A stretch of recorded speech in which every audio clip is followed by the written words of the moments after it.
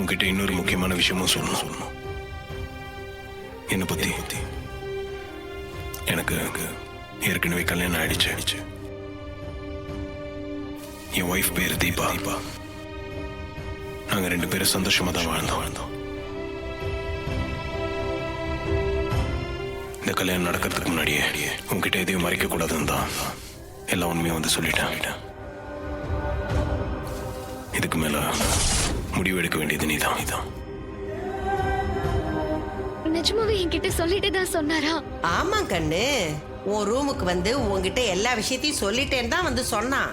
பாட்டி, அப்ப இருந்த மனநிலையில அவர் என்கிட்ட வந்து என்ன சொன்னாருன்னு எதுவுமே எனக்கு தெரியல. அப்ப நான் சுயநினைவோட இல்ல.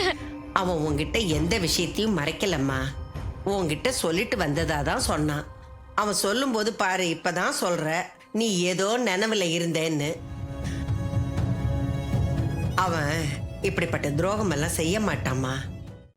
இன்றே டவுன்லோட் செய்து உங்கள் ஃபேவரட் ஷோக்களை என்ஜாய் பண்ணுங்க.